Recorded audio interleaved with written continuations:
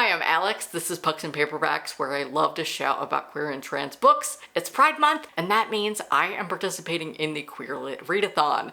This vlog is going to be a week of me reading queer books for the Queer Lit Readathon. It is a readathon hosted by my friend Kathy. It was hosted by Rogan, but they have since stepped down. Their guest co-host this time around is Wren, so I have links down below to everything. The Queer Lit Readathon happens twice a year. In June, it's a full month, and in December, it's a week. So feel free to follow Kathy to know more. And if you like my channel and queer books, Kathy is who you should also be watching because she uplifts so many great queer books and she reads way more than I do. Currently, as I'm filming this, this is what my board looks like. I have gotten a bingo, but I don't want to stop there. This week, I am determined to fulfill the last row of the bingo card. This includes Choose Your Own Prompt, a 2025 release, Borrowed, and Continued. Here's my TBR. For Choose Your Own, I'd like to complete Forget Me Not by Allison Derrick. I might do New to Me author, API author, or Sapphic for this prompt. For 2025 release, I've chosen Glitch Girl by Rainey Odit. This will also help me with the prompt alliteration. This is a middle grade about a trans girl who is recently diagnosed with ADHD, loves roller coaster games, and is navigating her ADHD diagnosis. I have heard nothing but great things about this, and it's written in verse, which is exciting. For Borrowed, I'm going to read a manga. This is volume 2 of Confessions of a Shy Baker. I read it last June, so I figured I would continue it. Now, I can use that for continued, but I wanted to use a book for each space for this vlog. So if I don't get to this last book, I'll just slot in the manga for continued. But I have chosen the prequel to The Darkness Outside Us. I think this is called The Brightness Between Us. I could be wrong. I'm very excited to read this. It is the second book in this duology. I'm not sure about it, but I do have the audiobook and I'm very excited. I loved The Darkness Outside Us when I read it. I actually filmed a vlog where I read it, so I'll link that up above for you. That's my ambitious TBR. I really hope I can get everything done before the end of the month, but you'll just have to watch to see what happens.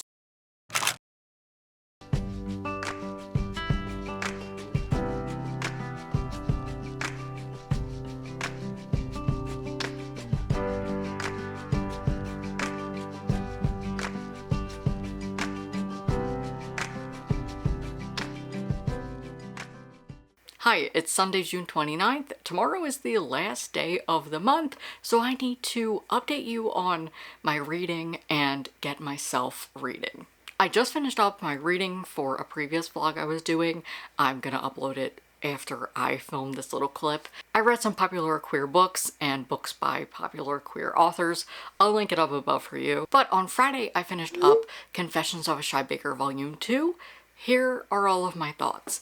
I thought this was really sweet. I want to read the rest of this series now. I read volume 2 last June, and essentially this is a manga series following two gay men, Gon and Tashi. Tashi is not out, and Gon is pretty chill with being out as a gay man. But Tashi is so scared of the reaction to the point where there's a scene in volume 2 where they are in a mall and he does not want this gay couple who he presumes is gay to out him.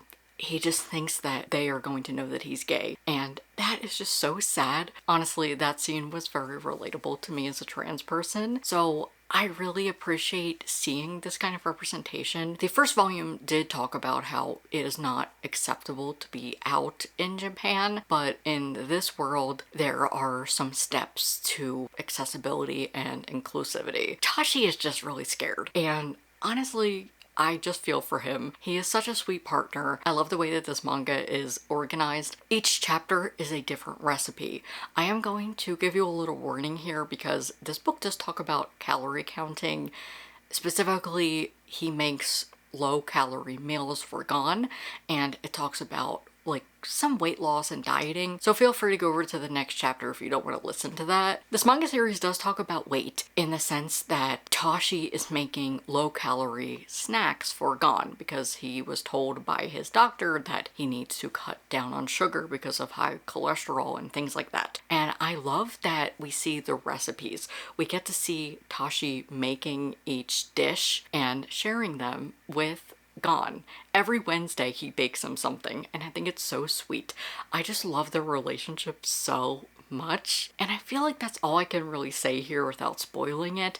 I think this is such a sweet series, and if you are not sensitive or triggered to anything about like calorie counting or weight, it is still a really sweet book. In this manga, it does have some outdated transphobic language, so I'll let you know that as well.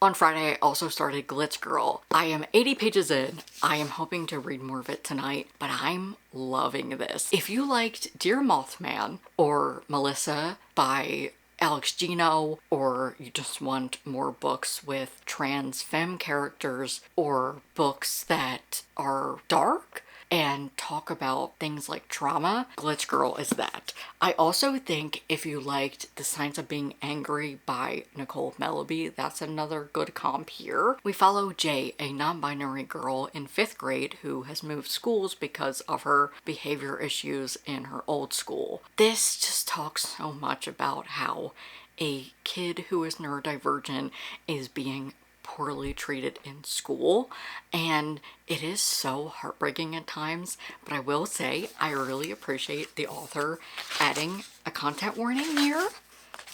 That is so important, especially in middle grade. It says, content warning, this book contains depictions of difficult subjects that some readers might find triggering. These include trauma, physical abuse, emotional abuse, violence, self-harm, misgendering, transphobia, homophobia, and bullying. That makes me so happy.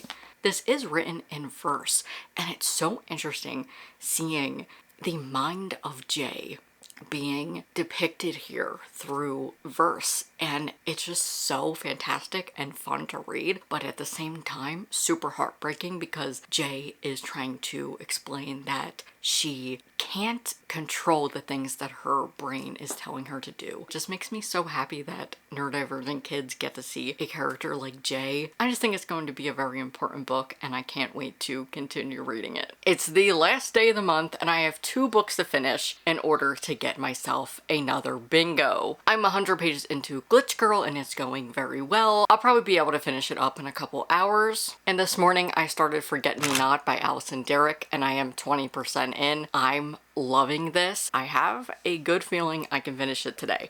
It's a pretty short audiobook. We're following Nora and Stevie, 2 closeted lesbians who just graduated high school. They have a plan to move out of their small conservative town in PA and go to California. They have everything set, ready to go, but when Stevie has a fall, she loses her memory and 2 years of her life is erased. She says she feels like she's 15 even though she's technically 18 and has to relearn everything that she thought she knew. This is going to break me. I totally feel it.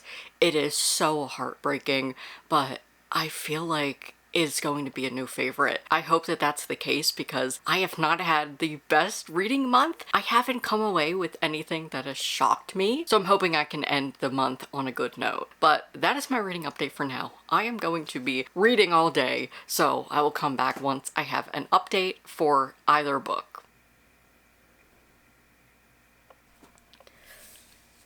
Brutal. This is brutal.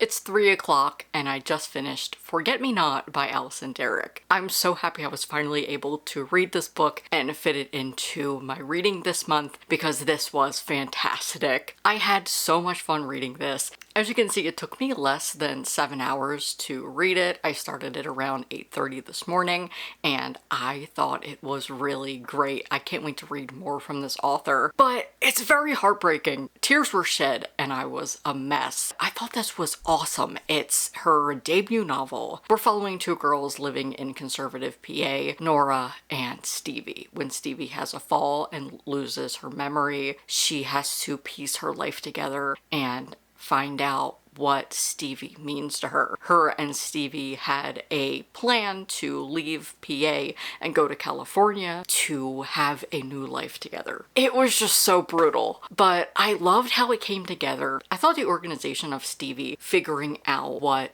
she is missing out on and piecing her life together was really well done. There's no point in the book where I thought anything was too slow or too fast. This is YA, so there could be a time where we're rushing everything. But I thought Stevie's journey to learning why Nora means so much to her was really well paced and organized. But this can be a heavy book. It talks about living in a conservative area and having unaccepting parents. There is a trigger warning for physical abuse and being disowned by your family. I just connected to these girls so much, and I was rooting for them the whole time. Stevie has a special place in my heart for sure, but I just thought this was really well done. I don't really have too much more to say on it, except that if you are thinking about reading it, yes, you should. I thought this was fantastic, and I can't wait to read more of this author. This will not be my first time reading Alison Derrick. I thought her characterization was good, and writing. There's also an epistolary format where Nora is writing letters to Stevie. Overall, this is just such a heartbreaking book. You need tissues if you're going to pick this up, because I had to stop and go to wipe my tears. But those are all my thoughts on Forget Me Not. I'm so happy I finally read this. Now that I'm halfway through the day, I'm going to finish up Glitch Girl.